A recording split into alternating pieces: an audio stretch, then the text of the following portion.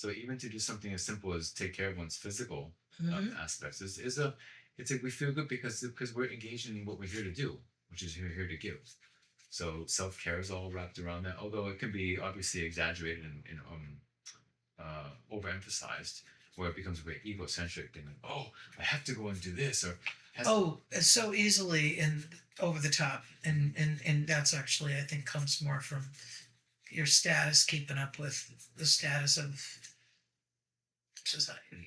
well, this is it's keeping up with the status, but what I'm talking about is something a little bit exaggerated, where we put our own sense of well being um, dependent upon Material certain things, yeah. things. Yeah, I mean, to a certain extent, we have to harmonize with life if we want to be, if we want to advance and be more harmonious and be more happy. But there comes a point where it's excessive, Yeah, yeah, yeah.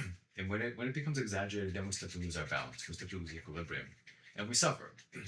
And the thing is, like, if I have some pain, if I do something and I say, oh, how's your day, Aaron?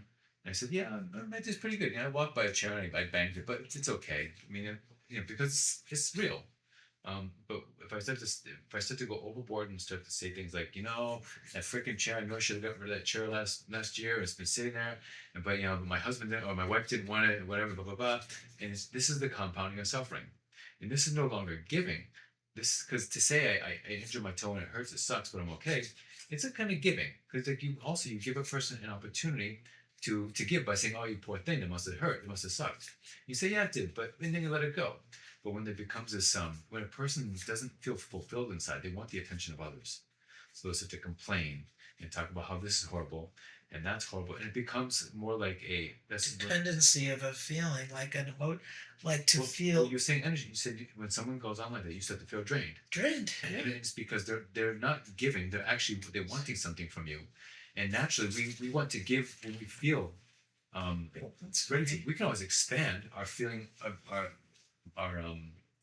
we can expand our desire to give, but if someone comes to us and asks for something that we're not ready to give, then we naturally feel resistant towards it. And that resistance can express itself in feeling drained, and many other things too. It can express itself in anger or whatever.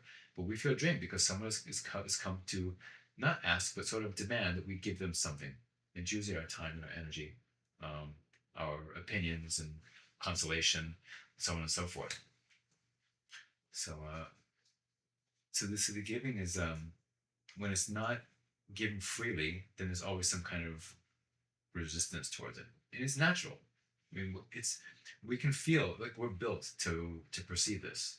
We're built. This is why we feel these feelings of being tired or even not wanting to be in the presence of someone because someone's too needy. I mean, they want more than we're capable of giving them. Hmm. So there are many signs and symptoms that we experience that tell us when someone is not actually giving, when they're actually trying to take. So this is not something that's very difficult for people to be able to understand and relate to.